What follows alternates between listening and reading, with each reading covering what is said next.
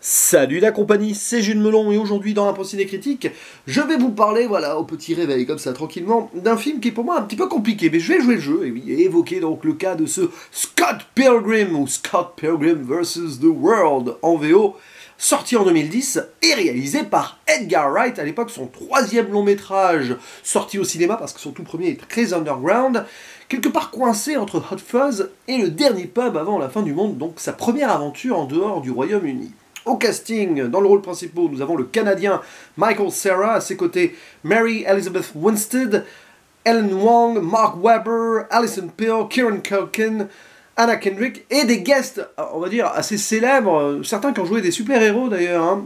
Brie Larson, Captain Marvel, Chris Evans, Captain America, Brendan Routh, Superman, c'est certainement pas un hasard ce casting, et puis dans le rôle du boss final, Jason Schwartzman. Oui, j'ai dit boss final parce qu'il s'agit d'un film, on va dire, typé jeu vidéo, en mode musical aussi, actionneur par moment, qui va raconter l'histoire d'un jeune Canadien de 22 ans, qui s'appelle donc Scott Pilgrim, qui est bassiste dans un groupe et qui est un petit peu adolescent attardé, voilà, il traîne avec ses potes, il fait pas grand chose de ses journées. Il sort avec une jeune lycéenne de 17 ans qui s'appelle Knives, et on sent qu'il a encore une peine de cœur à gérer d'avant. Et alors qu'il est avec cette fille-là, il va en rencontrer une autre qui voit d'abord à travers ses rêves une fille au roller, etc., avec les cheveux de couleur un petit peu, voilà, bon, bleu ou orange, parce qu'elle va changer dans le film. D'abord c'est orange, après c'est bleu, bon bref. Et bah, ce rêve va devenir réalité, puisqu'il va la voir en vrai, et il va essayer de la séduire, alors qu'il est toujours avec sa copine lycéenne.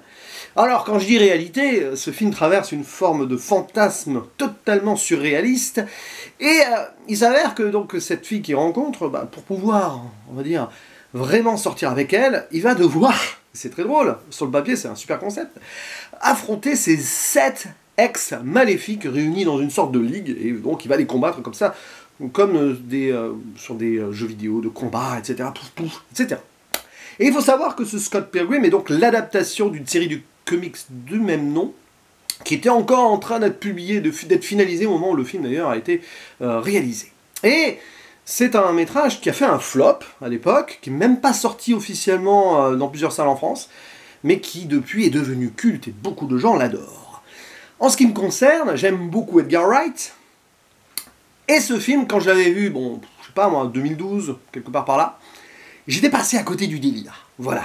Donc j'ai décidé de me le refaire, pourquoi? Parce que bientôt sort son nouveau film à Edgar Wright, Last Night in Soho, et je reverrai certainement Baby Driver d'ici là, puisque j'ai déjà parlé de sa trilogie Cornetto. Et qu'est-ce que j'ai pensé de ce revisionnage? C'est toujours difficile pour moi ce film. Par contre, je vais quand même être très honnête avec vous, factuellement, objectivement, même si ce mot veut peut-être rien dire, franchement, c'est un superbe travail de cinéma, avec un très bon concept, et c'est super dynamique, rythmé.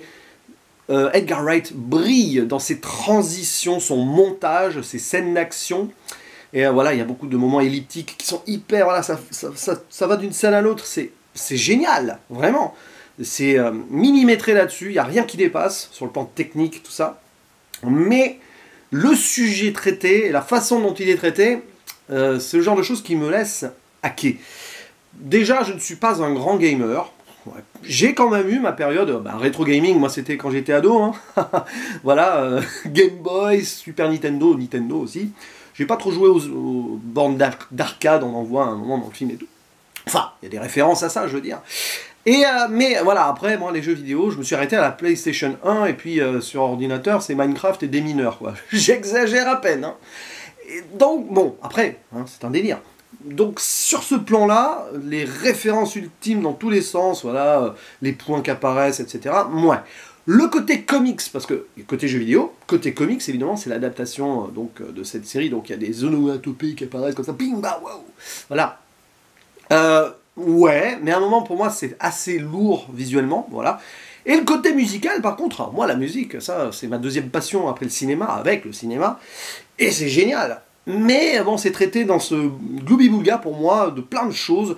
C'est un film d'une richesse absolue qui, tant il est riche, devient un vrai bazar pour moi. Et à un moment, je sors du délire, d'autant plus que l'histoire racontée, je la trouve vraiment touchante sur un certain point, mais elle est un petit peu étouffée par tout ce qui se passe autour. Voilà, le combat avec les 7 ex-maléfiques, bon, il y a un moment, il y a une idée de redondance là-dessus, même si à chaque fois vous avez des visuels ou des références différentes. Ce qui est intéressant, moi j'ai beaucoup aimé le combat contre Chris Evans, qui est un acteur dans le film.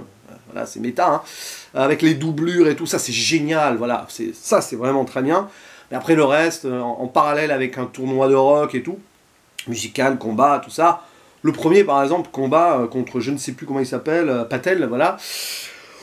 Bon, c'est presque dans le ridicule pour moi. Mais après voilà, il y a ce côté déjanté à la comics qui est là, et je le comprends. Et je suis totalement, voilà, conscient que beaucoup de gens adorent, et il n'y a pas de souci là-dessus, c'est juste que moi, bah, ça me résiste. Et le deuxième visionnage l'a confirmé. Et pourtant, il y avait quelque chose pour moi à faire de façon plus subtile, mais bon, le film est dans son côté déjanté et tout, avec donc l'histoire de Scott qui, en mode ado attardé, doit choisir entre deux amours et doit prendre des responsabilités.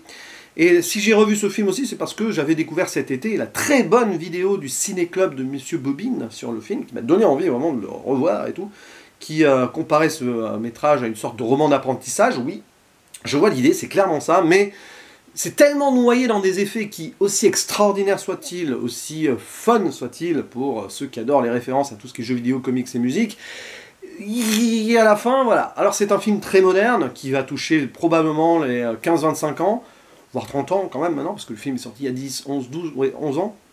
Donc voilà, mais bon, peut-être que je suis trop vieux pour tout ça. Le côté moderne absolu des choses, et vraiment voilà, il y a quelque chose presque d'avant-gardiste, tout en ayant cette touche rétro. C'est très osé, c'est ambitieux, c'est génial là-dessus. Mais voilà, arrivé à la fin, j'étais là en mode, ok, bon, bah oui.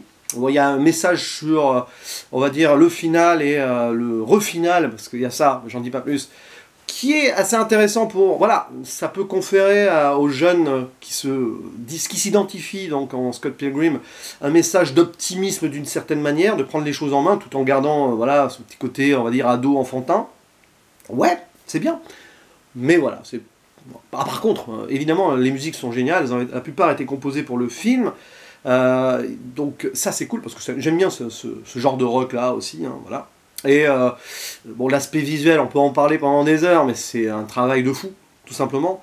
C'est hyper, vraiment précis, et à la fois, ça part dans tous les sens, c'est presque kitsch, volontairement par moment, donc c'est très étrange, mais...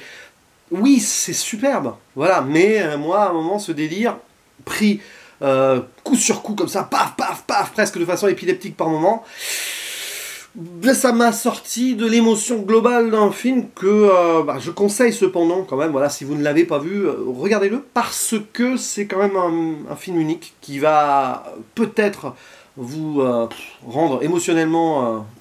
Voilà, comme ça, enfin, vous allez prendre un plaisir ultime en le voyant, peut-être, vous qui regardez cette vidéo et qui ne connaissez pas ce film. C'est pas parce que moi je suis passé un peu à côté que, voilà, pour moi c'est le moins bon Edgar Wright, pour certains c'est le meilleur, voilà. Question de génération peut-être, ou d'approche, tout simplement. Les acteurs sont très bons, hein. Michael Cera, j'aime bien, là, son côté décalé, un peu paumé et tout, ils sont tous très bien, voilà.